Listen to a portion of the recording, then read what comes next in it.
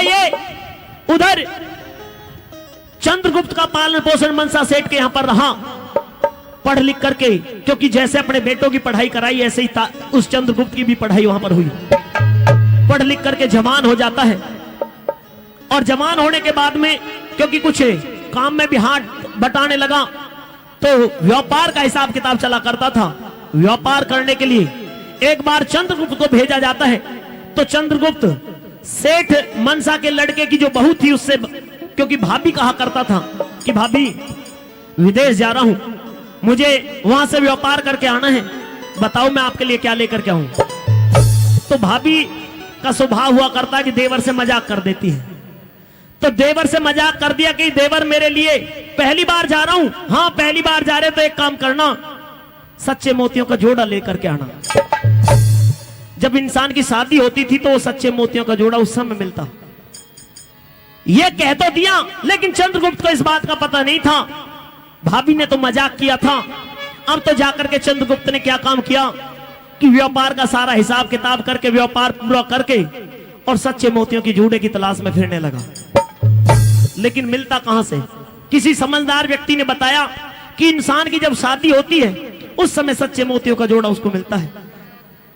समय और भी बीता, चंद्रगुप्त ने देखा कि एक बारात जा रही थी, इसमें तेरा काम बढ़ सकता है। संयोग से जो दूल्हा था वो एक आंख से खराब था, या ये कह दिया जाए काना था, तो भी कोई दिक्कत नहीं है। चंद्रगुप्त उस बारात को देख करके उनसे एक बात कहने लगा कि भाई एक काम करो, मुझे सच्चे मोतियों का जोड़ा चाहिए, जो भी कीमत हो, जितनी भी कीमत हो मैं आपको दे दूंगा।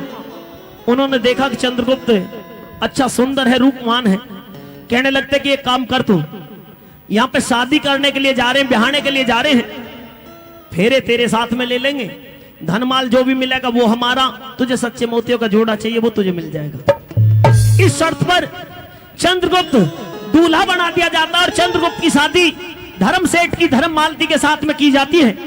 और रात को बारात रुकी हुई थी, फेरे पड़ गए। फेरे पड़ जाने के बाद में चंद्रगुप्त उसने ये सोचा कि भाई तेने धोखा किया है, तूने इसके साथ में शादी तो कर ली है, और शादी करने के बाद में तू सच्चे मोतियों का जोड़ा लेकर के यहां से चला जाएगा, और इसने तो तुझे पति मान लिया है, इसलिए मन विश्वास नहीं कर पाया कि तू इसके साथ में धोखा कर। चंद्रगुप्त कहने लगता है, कहने क्या बता दी कि मैंने जो तुम्हारे साथ में शादी की है, मैं केवल फेरों तक का ही तेरा दूल्हा हूं, फेरे होने के बाद में मैं तो चला जाऊंगा, ये धनमाल भी और तुझे भी उस कांटे के साथ में जाना पड़ेगा। ये बात धर्ममालती को पता चला। इस बात को सुनते ही उसने इस बात का जिक्र अपने पिता धर्म सेठ से कर दिया, और जब धर्म सेठ को इस बात का पता चला कि अच्छा बारात में इस तरह की भी गड़बड़, इस बात को देखते ही फिर तो बारात में भगदड़ मचनी शुरू ही। क्यों? बाराती खा पी करके वैसे तो ठीक थे, खाना पीना भी हो गया, फिर बाद में तो कहां है बाराती देखो। हाँ, अगर दूल्हा ही गड़बड़ का आ गया तो फिर किस बात की बारात। और फेरे तो चंद्रगुप्त के साथ में हो चुके हैं, तो वहां से जो भी बाराती थे वो तो सब जान बचा करके भाग गए। हुआ ये, धर्म सेठ ने धर्म मालती को अगले दिन चंद्रगुप्त के साथ में जो भी दान दहेज दिया था उसको दे करके विदा कर दिया। विदा करके लेकर के चंद्रगुप्त वहां से चला।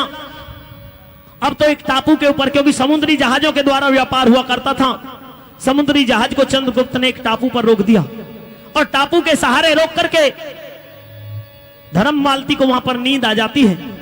साथियों, जब नींद आ गई तो ये सोचने लगा कि तैने सेठ जी की बिना अनुमति के शादी कर ली है, और तू गिरवी रखा हुआ है, बिना मर्जी के, उनके बिना पूछे तूने शादी कर ली है। अब तू इस घरवाली को लेकर के जाएगा तो उनको क्या मुंह दिखाएगा? तुझे तो केवल सच्चे मोतियों का जोड़ा चाहिए था। तो उस चंद्रगुप्त ने, साथियों, धर्म मालती को सोते हुए छोड़ने की सोच ली कि मैं इसको छोड़ करके यहां पर चला जाऊंगा। लेकिन छोड़ते वक्त एक चिट्ठी लिखता है, एक चिट्ठी, और उस चिट्ठी में किस तरह के हालात अपने लिखते हैं, अपनी सारी गुजरी हुई कथा उस चिट्ठी के अंदर लिख करके किस तरह से क्या लिखा है सुनेंगे इस रागनी के द्वारा। कैसे भला? अरे दोस्त मेरा यूं किसे को उल्हाना, चुंदेड़ी पे लिख ता अफसाना, दोष मेरा यूं किसको उल्हाड़ा, चुंदड़ी पे लिखता अफसाना। ठाटे पुखी के साथ हकीकत खोल के सारी हारे, दोष मेरा यूं किसको उल्हाड़ा, चुंदड़ी पे लिखता अफसाना। ठाटे पुखी के साथ हकीकत खोल के सारी हारे।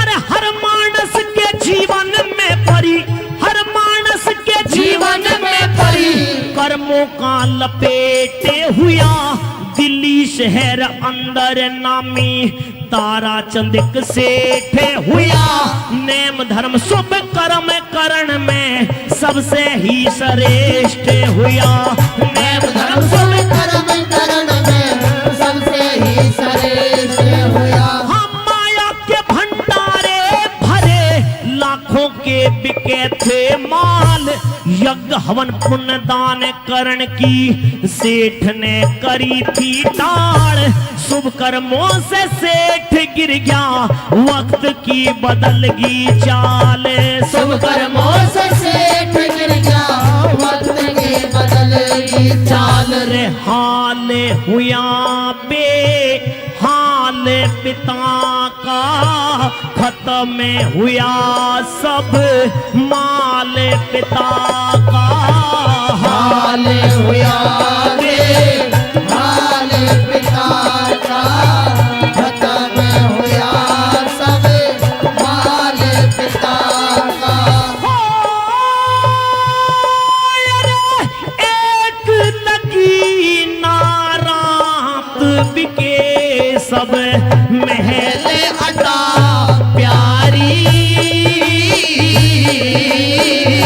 हारे।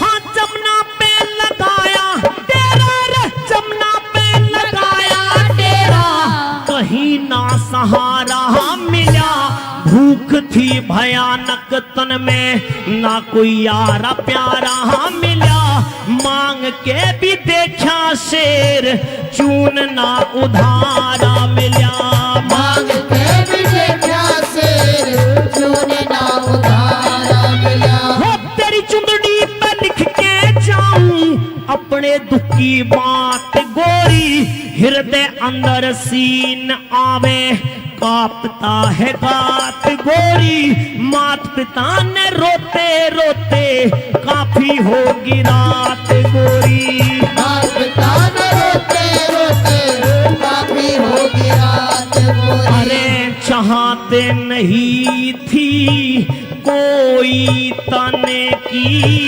याद कहानी, बालक पढ़े की चाहत नहीं थी कोई जाने की याद कहानी, बालक पढ़े की। हो अरे वो गुजरे हालात याद कर दुख होवे भारी हारे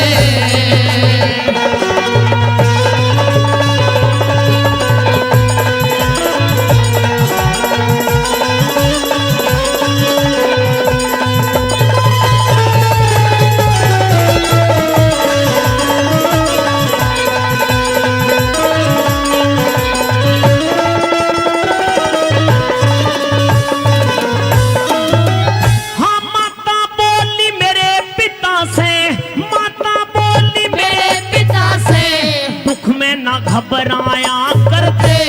हापुड़ अंदर मनसा सेठ अपना यार बताया करते। कर कर के तारीफ सेठ की फूले नहीं समाया करते।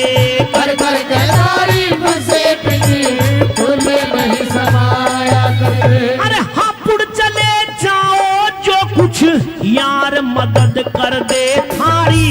खोल के बताना उसने अपने दुख की बात सारी। आपत्ति में देखी जासे यारी और रिश्तेदारी। आपत्ति में देखी जासे यारी और रिश्तेदारी। रे भारी दुख में काया आगी साथ ले लिया मैं निर्भागी। भारी दुख में काया आगी साथ ले लिया मैं निर्भागी। हो कुछ करे माता से बात करी फिर हापुड़ की तैयारी। हारे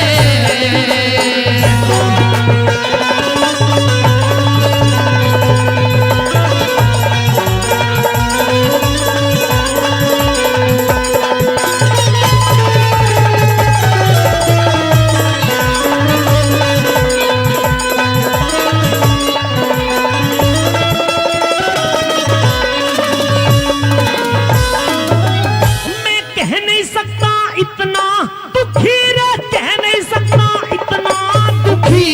होवता चला था पिता मन के मोती लगन लड़ी में।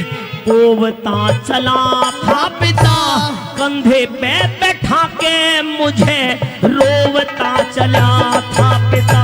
कंधे पे बैठा के मुझे रोता चला था पिता। हाँ बालकपन में दुख दर्दों से भरा था पिता ने मुझे। मनसा के अधीन हापुड़ करया था पिता ने मुझे। 200 रुपए में गिरवी वहीं धरा था पिता ने मुझे। 200 रुपए में गिरवी वही धरा था पिता ने मुझे। और सारा था पिता ने मुझे ना छुटाया। आज तलक ना वापस आया। सारा था पिता ने मुझे ना लुटाया। आज तलक ना वापस आया। अरे मर के पिता जचे मात गात में यूं चिन्ता मेरे भारी। हारे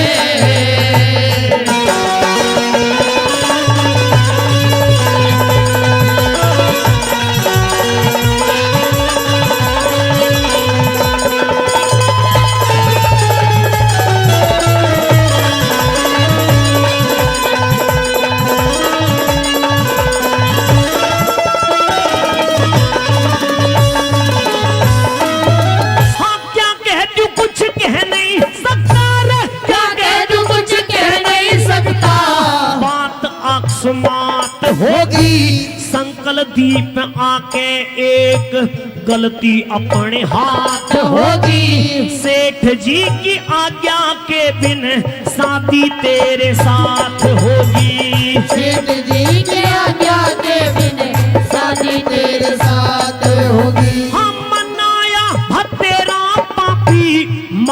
तान मन मेरा लड्डन सिंह भी दुखी होके पाड़ के चला है डेरा। कहीं चली जयरी जहां राम जी ले जावे तेरा। कहीं चली जाइए जहाँ राम जी ले जावे तेरा। ना बेरा राज बल करम गति का क्या आलम था पत्नी पति का। ना बेरा राज बल करम गति का आलम था पत्नी पति का।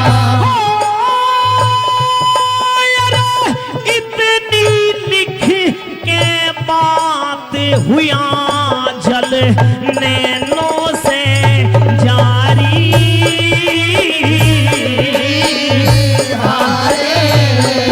भाई दोष मेरा क्यों किसको उलाना चुंदड़ी पे लिखता बरसाना। ठाटे दुख के साथ हकीकत